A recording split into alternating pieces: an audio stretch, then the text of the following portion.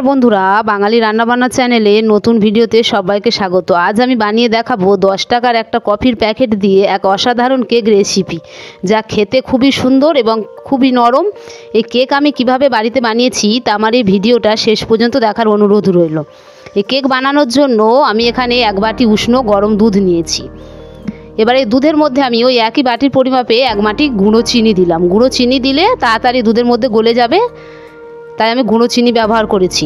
চিনি ভালোভাবে গলিয়ে নিয়েছি। এবার এখানে আমি একটা 10 টাকার কফির প্যাকেট নিয়েছি। 10 টাকার কফির প্যাকেটে আমার 2 চামচ কফি হয়েছে। কফি আমি দুধের মধ্যে গলিয়ে নেব। এই সময় দুধটা গরম রাখতে হবে, তাহলে কফিটা তাড়াতাড়ি গলে যাবে, না হলে ডেলা ভাব থাকবে।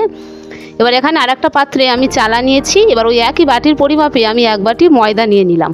কেক তৈরির জন্য ময়দাটা চেলে নেওয়া অবশ্যই দরকার, তাই ময়দার গায়ে যে দানা ভাব থাকে সেগুলো আমি বাদ দিয়ে দেবো। ভালোভাবে ময়দা আমি এখানে চেলে নিয়েছি। এবার ময়দা আমি দুধের মধ্যে দিয়ে দিলাম। ভালোভাবে ময়দা আমি ফেটিয়ে নেব। এই সময় ফেটানোটা ভালোভাবে করতে হবে, তাহলে কেকটা ভালো হবে। দেখুন কিভাবে আমি ফেটিয়ে একটা মসৃণ ব্যাটার করে নিয়েছি। এর মধ্যে আমি ছোট বাটির হাফ বাটি তেল দিলাম। তেল দিলে কেক সফট হবে এবং খেতে খুবই সুন্দর হবে। যদি আমার এই রেসিপিটা ভালো লেগে থাকে তাহলে একটা লাইক সাবস্ক্রাইব করবেন। দেখুন কেমন একটা ব্যাটার তৈরি করে নিয়েছি। এবার এদিকে আমি প্রেসার কুকার গ্যাসে বসিয়ে দিয়েছি। এবার এখানে প্রেসারের মধ্যে আমি লবণ দিয়ে দিলাম।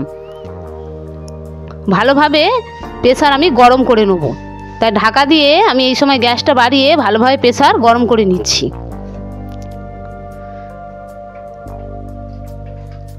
এবার এখানে আমি একটা স্টিলের বাটি নিয়েছি। স্টিলের বাটির গায়ে ভালোভাবে আমি তেল লাগিয়ে দেবো। তেল লাগিয়ে দিলে যাতে কেকটা ভালোভাবে ছেড়ে যায়, সেই জন্য আমি এখানে ভালোভাবে তেল লাগিয়ে দিচ্ছি। তেল লাগানো আমার হয়ে গিয়েছে। এবার এখানে একটা সাদা খাতা আমি এর মাপে কেটে নিয়েছি। এই পিসটাটা আমি এর ভেতরে বসিয়ে দেবো। ভালোভাবে আমি চেপে চেপে সব দিকটা বসিয়ে দিলাম। এবারে ব্যাটারের মধ্যে আমি একটা ইনো দেবো। এখানে আমি কোনো রকম খাওয়ার সোডা বা বেকিং পাউডার ব্যবহার করিনি। আমি একটা ইনো দিয়েছি। ইনোর উপরে একটু দুধ দিয়ে দেবো, দিয়ে ভালোভাবে ইনো ব্যাটারের সঙ্গে ফাটিয়ে নেব। দেখুন কিভাবে ফাটাচ্ছি। ভালোভাবে ইনোটা আমি ব্যাটারের মধ্যে দিয়ে দিয়েছি। দেখুন কেকের ব্যাটারটা কেমন হয়েছে। কেক তৈরি খেতে ব্যাটারটা অবশ্যই প্রয়োজন ঠিকঠাক করা। এবারে আমি পাত্রের মধ্যে ব্যাটারটা ঢেলে নেব।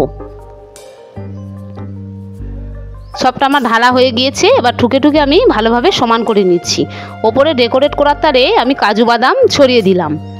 এবার এদিকে প্রেসার আমার গরম হয়ে গিয়েছে।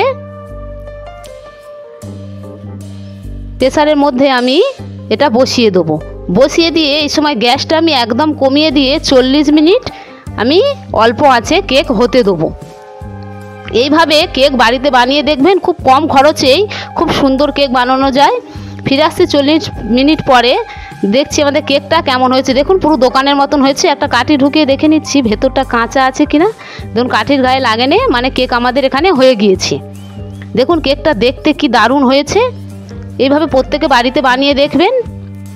এবার একটা ছুরি দিয়ে আমি ধারটা কেটে কেটে ছাড়িয়ে নেব।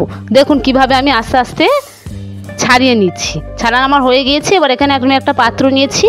এটাকে উল্টে আমি পাত্রের মধ্যে ঢেলে নেব।